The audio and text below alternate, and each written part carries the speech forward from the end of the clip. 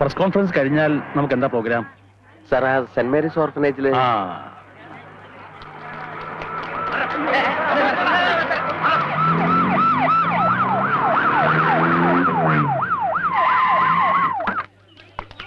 അഭിവാദ്യങ്ങൾ, അഭിവാദ്യങ്ങൾ, കേരള മുഖ്യൻ അഭിവാദ്യങ്ങൾ.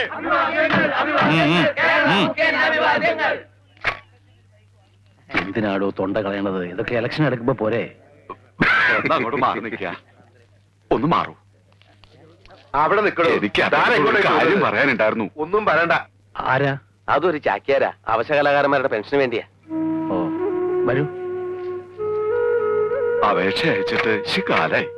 ഇപ്പോ കൂത്തും കൂടിയാട്ടൊന്നും ആർക്കും വേണ്ടാലോ. വയസ്സുമായി. വീട്ടിലച്ഛ കഷ്ടത്തിലാണേ. എന്തെങ്കിലും പെൻഷൻ അനുവദിച്ച് കിട്ടിയാല്.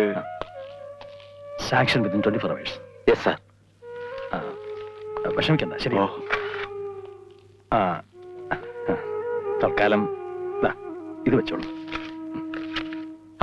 എന്റെ പൊന്നു ചങ്ങാതി, വാർത്തയാക്കാനത് മുഖ്യമന്ത്രിയുടെ ദുരിതാശ്വാസ നിധിയൊന്നും അല്ല, തികച്ചും വ്യക്തിപരമാണ്. ഈ തുമ്മുന്നതും ചീറ്റുന്നതും ഒക്കെ വാർത്തയാക്കുന്നതാണ് പത്രധർമ്മം എന്ന് വിചാരിച്ചാൽ ഇപ്പൊ എന്താ ചെയ്യാ? ഞാനും കുറെ കാലം ഈ കയ്യിലും കുത്തി നടന്നതാണ്. എന്താ സാർ? അല്ല, മഴ പെയ്യാൻ സാധ്യതയുണ്ട് എന്ന് പറയായിരുന്നു.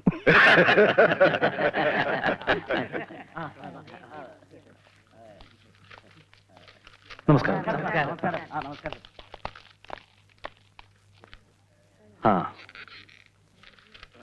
അപ്പോ തുടങ്ങാം ഇല്ലേ നമ്പേരെ? തുടങ്ങാം. തുടങ്ങിക്കോ. സമ്പൂർണ്ണ മദ്യനിരോധനത്തെ സംബന്ധിച്ച് അങ്ങയുടെ അഭിപ്രായം എന്താണ്? സമ്പൂർണ്ണ മദ്യനിരോധനത്തെ പറ്റി നമ്പ്യാർക്കുള്ള പേടി എനിക്ക് മനസ്സിലാവും. കേരളത്തിലെ എല്ലാ രാഷ്ട്രീയ പ്രവർത്തകരും മദ്യപിക്കില്ല എന്ന് തീരുമാനിച്ചാൽ പിന്നെന്തിനാ പ്രത്യേകിച്ചൊരു മദ്യനിരോധനം? മക്കൾ രാഷ്ട്രീയത്തെ പാർട്ടി അനുകൂലിക്കുന്നുണ്ടോ? ഇന്നാട്ടിലെ ഭൂരിപക്ഷം വരുന്ന സാധാരണക്കാരായ ജനങ്ങൾ ഞങ്ങളിൽ അർപ്പിച്ചിരിക്കുന്ന ഒരു വിശ്വാസമുണ്ട്. ഞങ്ങൾ അവരുടെ സേവകരാണ്.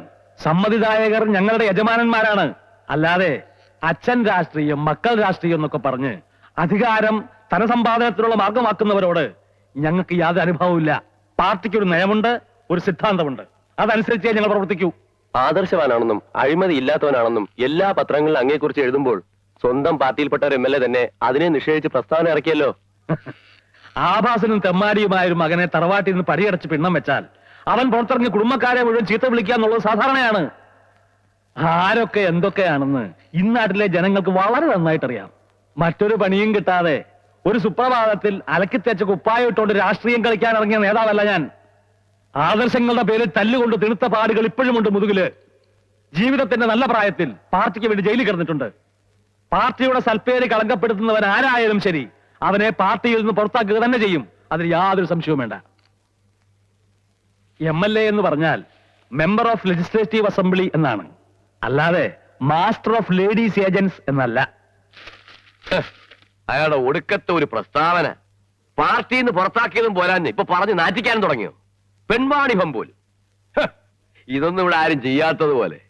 പാർട്ടി ടിക്കറ്റ് കിട്ടാൻ വേണ്ടി ഇവിടെ ഓരോരുത്തന്മാര് ഇതിനേക്കാൾ വലിയ നാറിയ മാങ്ങാപ്പണി ചെയ്തിരിക്കുന്നു. ഈ വക കാര്യങ്ങളൊക്കെ വളരെ ഭംഗിയായി നടക്കുമെന്ന് വിചാരിച്ചാ ഞാൻ സജീവ രാഷ്ട്രീയത്തിലേക്ക് വന്നത് തന്നെ. അന്യ സംസ്ഥാനങ്ങളിൽ ഓരോ MLA-മാരുടെയും മന്ത്രിമാരുടെയും കാര്യങ്ങൾ കേൾക്കുമ്പോ കൊതിയാവുകയാ. സൂഹിക്കാൻ വേണ്ടി മാത്രം ജനിച്ചവര് എത്ര കോടികളോ അമ്മ അടിച്ചു മാറ്റുന്നത്. ആർക്കും ഒരു പരാതിയില്ല. നമ്മൾ ഇവിടെ ഇരുന്ന് വാദം അടിച്ചിട്ട് ഒരു കാര്യമില്ല. മുഖ്യന് നാട്ടിൽ നല്ല ഇമേജാ. ആദർശവാനാണെന്ന് പ്രതിപക്ഷം പോലും പരസ്യമായി സമ്മതിക്കുന്ന ആളാ.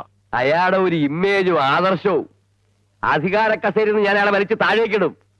അതിനുവേണ്ടി എന്ത് തറപ്പണി ചെയ്യാനും എനിക്ക് മടിയില്ല. നിങ്ങളൊക്കെ ഇത് അനുഭവിക്കണം.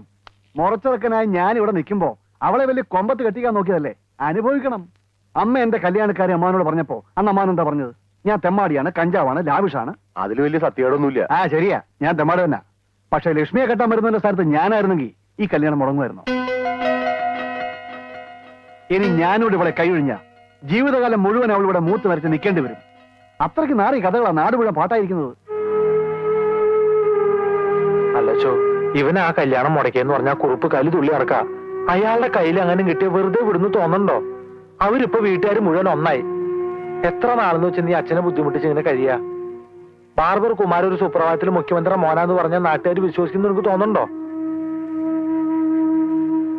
ഈ വിവരം നമ്മൾ 3 പേരല്ലാതെ പുറത്താരും അറിയണ്ട. ഞാൻ ഏതായാലും അദ്ദേഹത്തെ കണ്ടൊന്ന് സംസാരിക്കട്ടെ. അങ്ങനെ ഒരു ബന്ധവും പറഞ്ഞ് ഇവിടെ വന്നാൽ അടിച്ചിറക്കുക വേണ്ടത്.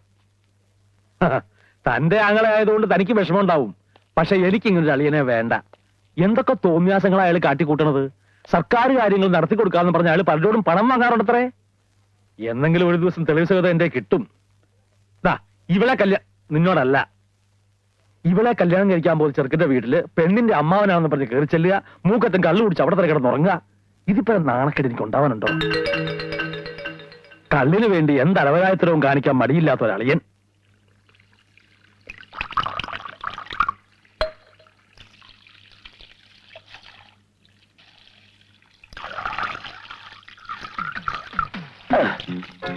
എന്റെ ദൈവമേ, ഈ കാലത്ത് ബന്ധുക്കളെ പോലും വിശ്വസിക്കാൻ കൊള്ളത്തില്ല. ഒഴിച്ചു തരികയും ചെയ്യും, ചെന്ന് കൊളുത്തുകയും ചെയ്യും.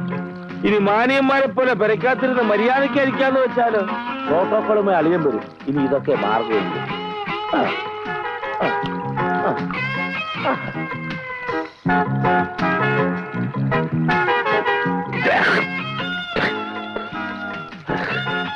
പഴുത്ത മുളക്.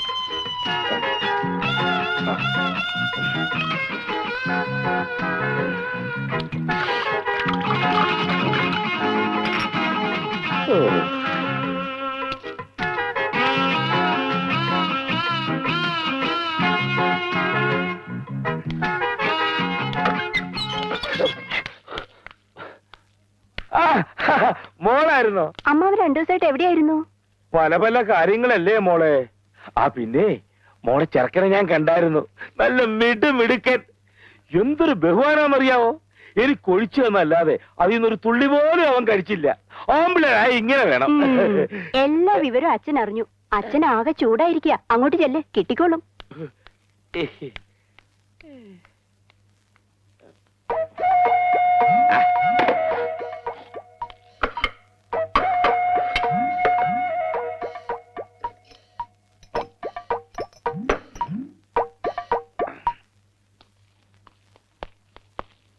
ഞാൻ ഫാദർ വട്ടക്കുഴി അപ്പോയിന്റ്മെന്റ് വാങ്ങിച്ചിരുന്നു. ശരി ഫാദർ. CM അകത്തുണ്ടല്ലോ അല്ലേ? ഉണ്ട്, വരൂ. ഒന്നും ഞാൻ നിഷേധിക്കുന്നില്ല. തെറ്റ് എന്റെ തന്നെയാണ്. ഒരിക്കലും ചതിക്കാൻ വേണ്ടി ആയിരുന്നില്ല ഫാദർ. സ്വീകരിക്കാൻ തയ്യാറായിരുന്നു. ജയിലിൽ വെച്ച് പല കത്തുകൾ വായിച്ചു. ഒന്നിനും മറുപടി കിട്ടിയില്ല. ശിക്ഷ കഴിഞ്ഞ് പുറത്തു വരുമ്പോ ആദ്യം അന്വേഷിച്ചത് അവരെയാണ്. പോയത് ആ നാട്ടിലേക്കാണ്. പക്ഷേ ഒരു തുമ്പും കിട്ടിയില്ല. ഗർഭിണിയായ മകൾ നാടിന് ഒരു അപവാദമായി മാറിയപ്പോൾ വിപ്ലവത്തിന്റെ സന്തതിക്ക് ജന്മം നൽകിയവന്റെ പേരവര് പുറത്തു പറഞ്ഞില്ല. നാട് മുഴുവൻ ബഹുമാനിക്കുന്ന വലിയൊരു മനുഷ്യന്റെ സൽപ്പേരിന് കളങ്കം വരുത്തണ്ടെന്ന് കരുതിയിട്ടാവും അവര് നാട് വിട്ടു തന്നെ. ഒരിക്കലും എന്റെ അമ്മയ്ക്ക് ഞാനൊരു മനസ്സമാധാനം കൊടുത്തിട്ടില്ല. പോലീസ് പലപ്പോഴും അമ്മയെ ബുദ്ധിമുട്ടിച്ചിരുന്നു. അപ്പോഴെല്ലാം ഒളിവിൽ കഴിയുന്ന എന്റെ ആയുസിനു വേണ്ടി അമ്മ പ്രാർത്ഥിക്കുമായിരുന്നു. അമ്മയുടെ അന്ത്യാഭിലാഷമായിരുന്നു ഞാൻ ഒരു കല്യാണം കഴിച്ച് കാണണമെന്ന്. ജീവിതത്തിൽ വേദനകൾ മാത്രം നൽകിയിട്ടുള്ള ഈ മകന് ആ ആഗ്രഹം നിഷേധിക്കാനായില്ല. അവസാന കാലത്ത് അമ്മ ചൂണ്ടിക്കാണിച്ച പെണ്ണിനെ ഞാൻ കൈപിടിച്ചു. ഒരു മകന്റെ കടമ നിർവഹിച്ചു. ഇന്ന് എനിക്കൊരു കുടുംബമുണ്ട്. എന്റെ മകളുടെ വിവാഹം വരെ തീരുമാനിച്ചിരിക്കുക. ഇപ്പൊ എനിക്കൊരു മകനുണ്ടെന്നറിഞ്ഞാൽ ഒരു ദുർനടത്തക്കാരനായി എല്ലാരും എന്നെ കാണും. അവരച്ഛനെ കിട്ടിയപ്പോ അമ്മ നഷ്ടപ്പെട്ടു. എനിക്ക് മകനെ കിട്ടുമ്പോ എന്റെ കുടുംബം നഷ്ടപ്പെടാൻ പാടില്ല ഫാദർ. ഈ വിഷയത്തിൽ ഒരു തീരുമാനം എടുക്കേണ്ടത് അങ്ങാണ്. അവന്റെ അമ്മയുടെ മരണത്തിന് പോലും ഞാനാണ് കാരണക്കാരൻ എന്നെനിക്കിപ്പോ തോന്നുന്നു. എന്റെ മോനെ ഞാൻ തള്ളി പറയില്ല ഫാദർ. പക്ഷേ ഈ ഒരവസ്ഥയിൽ എനിക്ക് എന്താ ചെയ്യാൻ കഴിയുക?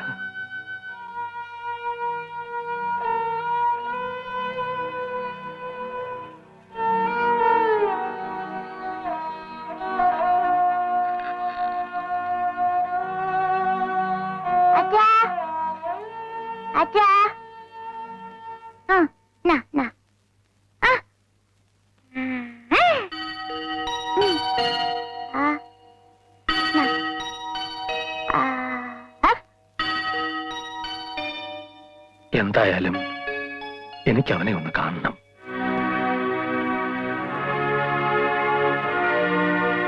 മുഖ്യമന്ത്രിക്ക് ഒരു ജാരസന്ധ ഉണ്ടെന്ന് അറിഞ്ഞ ശത്രുക്കൾ വെറുതെ വിടൂ. നാട് മുഴുവൻ ഇളക്കി മറിക്കില്ലേ അവര്. അധികാര സ്ഥാനമാനങ്ങളൊന്നും അദ്ദേഹത്തിന്റെ ഒരു പ്രശ്നമല്ല. പക്ഷെ ഈ ഒരു കാര്യം അദ്ദേഹത്തിന്റെ കുടുംബ ഭദ്രത മുഴുവൻ തകർക്കും. അത് തകരരുത്. എന്നെ നിഷേധിക്കാതെ, തള്ളി പറയാതെ ഫാദറിന്റെ മുമ്പിലെങ്കിലും അച്ഛനെ അംഗീകരിച്ചല്ലോ. ഇനി ഈ ഗ്രാമം മുഴുവനും എന്നെ തന്നില്ലാത്തൊന്ന് വിളിച്ചാലും എനിക്ക് നിൽക്കില്ല. എനിക്കറിയാം ഈ നാട് ഭരിക്കുന്ന മുഖ്യമന്ത്രി എന്റെ അച്ഛനാണെന്ന്. അച്ഛനറിയാം ഈ ബാർബർ കുമാരൻ അദ്ദേഹത്തിന്റെ മകനാണ്. എനിക്കത് മതി. നിന്നെ അദ്ദേഹത്തിനൊന്ന് കാണണമെന്ന് പറഞ്ഞിട്ടുണ്ട്. കൂട്ടിക്കൊണ്ടില്ല നീ വാക്ക് കൊടുത്തു.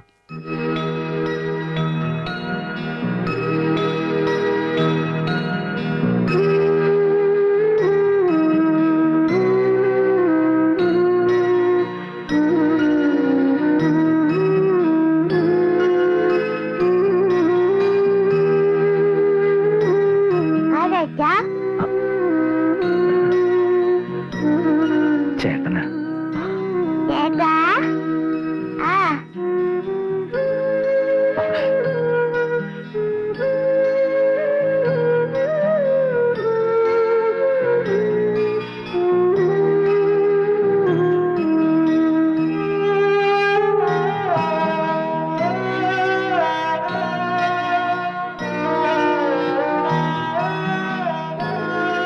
ഇത് കണ്ടപ്പോ പിരിയാനും വയ്യ, എന്നാലിട്ട് അടുക്കാനും വയ്യ എന്നുള്ള അവസ്ഥയിലായല്ലോ കർത്താവേ.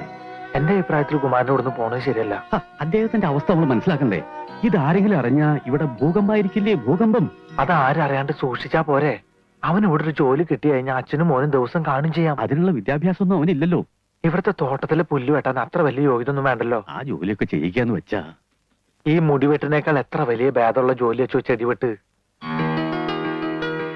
ഇതൊരു പ്രൊമോഷനായിട്ട് കൂട്ടിയാ മതി. ഒരു കണക്കിന് അതും ശരിയാ. ഗാർഡനിങ് ഒരു നല്ല തൊഴിലാ.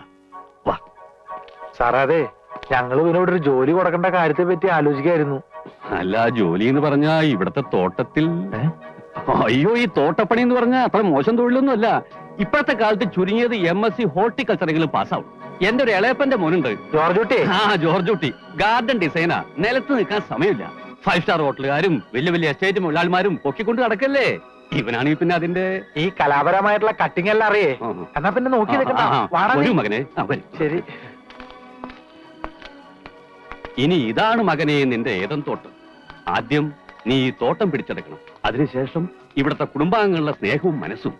നിന്നെ പോലും മകനുണ്ടായിരുന്നെങ്കിൽ എന്ന് അവരെ കൊണ്ട് തോന്നിപ്പിച്ചാൽ ഞാൻ രക്ഷപ്പെട്ടു. എങ്ങനെ? അല്ല, ഇവനിവിടെ എങ്ങനെയും കയറി പറ്റി കഴിഞ്ഞാ മികച്ച നാടകൃത്തിനുള്ള അവാർഡ് എനിക്ക് മന്ത്രിയുടെ പറഞ്ഞ് വാങ്ങിക്കാൻ പറ്റേ. അത് മതി മന്ത്രിസഭ വിടാൻ. നീ പോയി വല്ല DDTയോ ചാഴിപ്പൊടിയോ കലക്കിക്കൊണ്ട് വാടാ. എന്തിനാച്ചാ? ഈ പ്രാണിശല്യമുള്ള ചെടികൾക്കൊക്കെ അടിക്കാൻ. ഓ, ഇതും തോട്ടപ്പണിയുടെ ഒരു ഭാഗമാണ്. നീ എന്താ നോക്കിയിരിക്കണത്? തുടങ്ങടാ. അല്ലെങ്കിൽ വേണ്ട, കർത്താവിന്റെ നാമത്തില് ഞാൻ തന്നെ ഉദ്ഘാടനം ചെയ്യാം. ആദ്യം ചേമ്പിലേക്ക് പറിച്ചളഞ്ഞ് ഇവിടെ വൃത്തിയാക്കല്ലോ. എടാ മഹാപാപി, അത് ആന്തൂറിയ നല്ല വിലപിടിപ്പുള്ള ചെടിയാ. നിന്റെ അപ്പോയിന്റ്മെന്റ് ഡിസ്മസിൽ ഒരേ ദിവസം തന്നെ ആക്കല്ലേ മകനെ. DDT ഉണ്ടോ? ചായപ്പൊടിയായാലും മതി. എന്തിനാ? പൂശാന. അച്ഛന് പൂശാന. എന്താ എന്താ? അല്ല, ഈ DDT കലക്കിയിട്ട് ചെടികൾക്ക് പൂശാന. അച്ഛൻ പറഞ്ഞു വിട്ടതാ. ഓഹോ. ആ. ആന്തൂറി മാത്രം തൊടല്ലേ. ഇല്ല, ആ, എന്നിട്ട് അങ്ങോട്ട് മാറ്റി. ഇത് ചൊറിയണോ?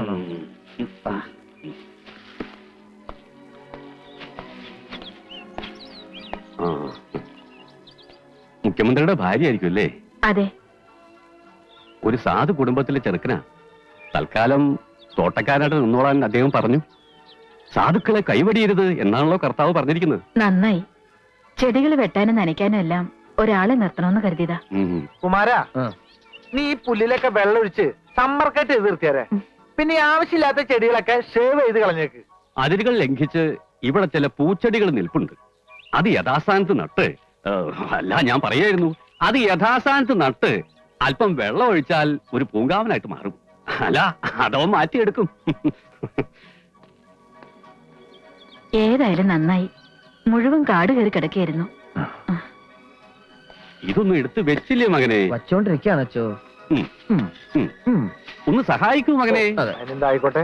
എന്നാ. എന്റെ തലല്ല. ഓ ഓ, അവിടെ കൊണ്ട് കളയൂ മകനെ. അത് ഇവനെ കൊണ്ടേ കളയച്ചോ. ഇങ്ങനെ സഹായിച്ച പോരെ?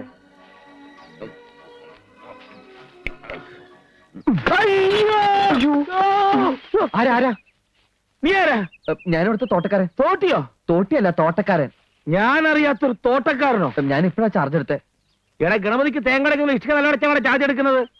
ഞാൻ ആരാണെന്ന് മനസ്സിലായോ? മുഖ്യമന്ത്രിയുടെ അളിയനാ. അയ്യോ, സാറ് ഇവിടെ നിന്ന് മദ്യപിക്കുന്നത് ഞാൻ കണ്ടില്ല. മദ്യപാനമോ? ഞാനിങ്ങനെ ഈ പച്ച കൊണ്ട് പെട്രോൾ ഉണ്ടാക്കിയായിരുന്നു. സാറാണോ രാമർ? ഞാൻ പത്രത്തിലൊക്കെ വായിച്ചിട്ടുണ്ട്. ഊതരുത്. പോടാ പോടാ പോ. എന്നെ ഇവിടെ കണ്ട കാര്യം പുറത്താരോടെങ്കിലും നീ പറയുകയാണെങ്കിൽ അന്ന് നീ പുറത്താ. സാറ് ഇവിടെ ഒളിവിൽ താമസിക്കാണോ? എന്താ നോക്കുന്നേ?